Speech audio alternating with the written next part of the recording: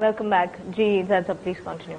देखिए, इस निजाम को रिप्लेस करने के लिए एक साथ साथ पैरेलल ऑल्टरनेट निजाम बिल्कुल वैसे ही बनाना पड़ेगा कि जैसे कैनेडी ने बनाया था। कैनेडी को तो उन्होंने असैसिनेट करके मार दिया, ठीक है, लेकिन उसके सिल्वर डॉलर्स और वो कानून आज भी अमेरिका में मौजूद है। और अमेरिका का कोई बादशाह, कोई सदर अगर ये चाहे कि मैं फेडरल रिजर्व से कर्ज लिए बगैर अपने नोट छापूं तो वो छाप सकता है, लेकिन हिम्मत कोई नहीं करता, इसलिए कि वो कैनेडी का नतीजा देख चुके हैं। सही।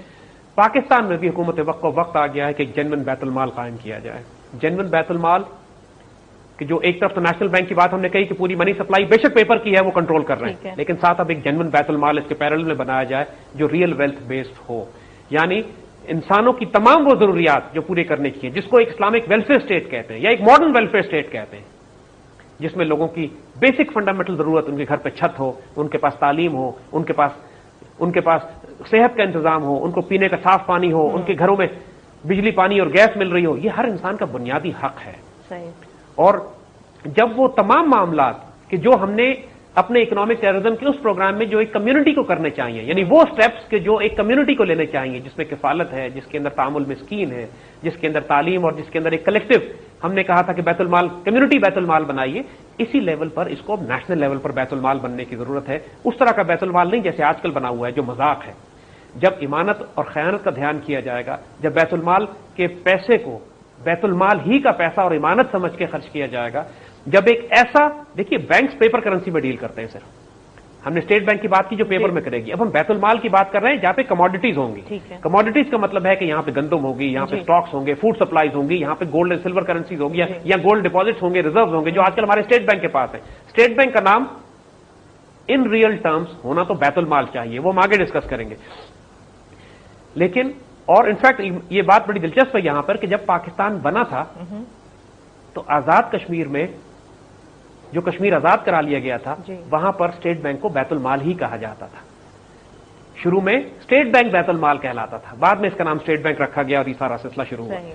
तो बहरहाल, तो जो बैतुल माल का कॉन्सेप्ट है, जो सारे इश्यूज हम डिस्कस कर चुके हैं पहले कलेक्टिव अरेंजमेंट में, जो एक इज्तिमाई तौर पर मुसलमानों को करने चाहिए, वो स्टेट लेवल पर किए जाए। एग्जैक्टली वही स्टेप्स हैं जो स्टेट लेवल पे ले, और पूरे मुल्क के हर शख्स की जिम्मेदारी आराम से उठाई जा सकती है। अल्लाह के फजल से हमारे पास वसाइल भी हैं, हमारे पास दौलत भी है, हमारे पास जमीन के खजाने भी मौजूद हैं। हमारी सबसे बड़ी दिक्कत क़यादत और करप्शन है। सबसे बड़ी दिक्कत हमारी यही है। जो वसाइल पेपर करेंसी में भी हमारे पास अवेलेबल हैं, जो खर्च भी हो रहे हैं, इस्तेमाल भी हो रहे हैं, 90% उसमें से हराम में जाया हो जाते हैं, नापाकी में जाया हो जाते हैं, इस्तेमाल नहीं होते। सिर्फ अगर हुकूमत ये अश्योर कर ले, यकीन कीजिएगा इस मुल्क में कोई शख्स ना भूखा होगा, ना किसी बच्चे के बगैर तालीम के वो रहेगा, ना किसी के सर पे ऐसा होगा कि इसके सर पे छत ना हो।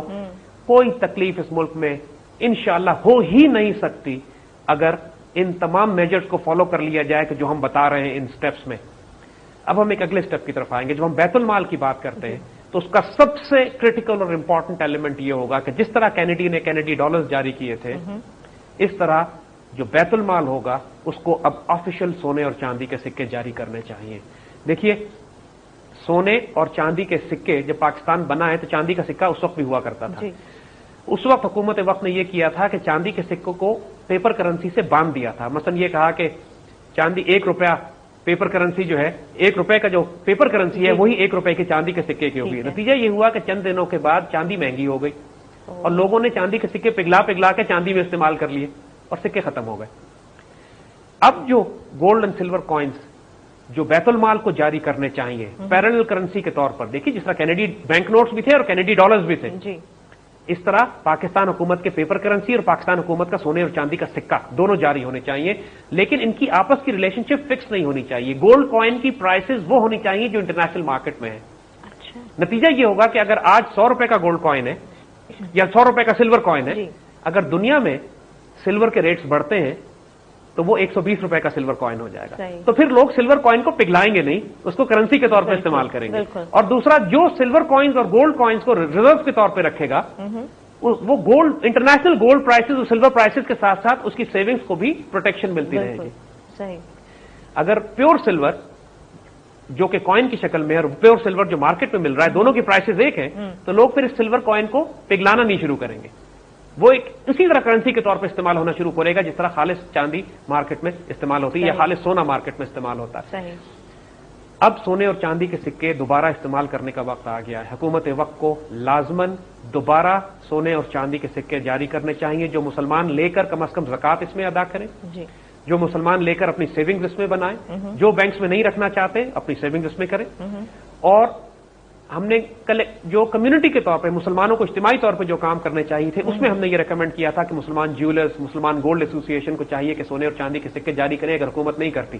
اب ہم حکومت وقت سے کہہ رہے ہیں کہ حکومت کو یہ کام کرنا چاہیے, کیونکہ now it is high time کہ آپ لوگوں کو پیپر کرنسی سسٹم سے نکالیں. جو بھی اسلامی حکومت پاکستان میں آئے گی, جو بھی سنسیئر حکومت ہوگی, وہ ان سارے سٹیپس کو لازمن کرے گی. جو حکومت نہیں کرے گی اس کی اصلیت ہمیں کہنے کی ضرورت نہیں ہے, یہ وہ ہیں جو ہیں.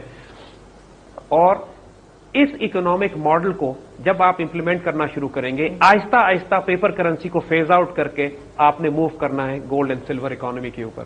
آپ نے نیشنل بینک کو بھی کلوز کر کے بیت المال کی طرف موو کرنا ہے. اور پہلے پرائیویٹ بینکنگ کو ختم کیا, نیشنل بینکس پہ آئے, نیشنل بینک کے بعد بیت المال کی طرف موو کیا. یہ وہ سٹیپس ہیں, یہ وہ موومنٹ ہے کہ جو معاشرے میں ایک تصادم برپا نہیں کرے گی, معاشرے میں ایک اتنا بڑا اپہیول نہیں آئے گا اکنامک اور سوشل کہ, اور اس کو سموتھلی ٹرانزیکٹ کیا جا سکتا ہے. یہ سارے کام 2 یا 3 سال کے اندر مکمل کیے جا سکتے ہیں, جو پچھلے 50 سال سے حکومتیں اور فائنانس منسٹرز بے وقوف بنا رہے ہیں, بدنیت لوگ چونکہ کرنا نہیں چاہتے تھے, لہذا اس طریقے, ورنہ یہ سولوشنز اتنے سمپل ہیں امپلیمنٹ کرنا, کوئی ڈیفیکلٹی اس میں نہیں ہے.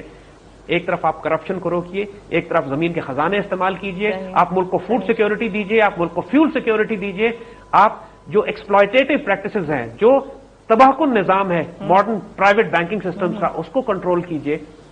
خود بخود ماحول ایسا بن جائے گا, دولت پیپر کرنسی کی ہی اور ظاہری طور پہ معاشرے میں دولت کی اور غذا کی اور خوراک کی اور سپلائیز کی, تجارت کی اتنی فراوانی ہوگی کہ آپ کو اتنے آپ کے پاس آمدنی آنا شروع ہو جائے گی کہ آپ براہ راست گولڈ کرنسی کی طرف موو کر سکتے ہیں.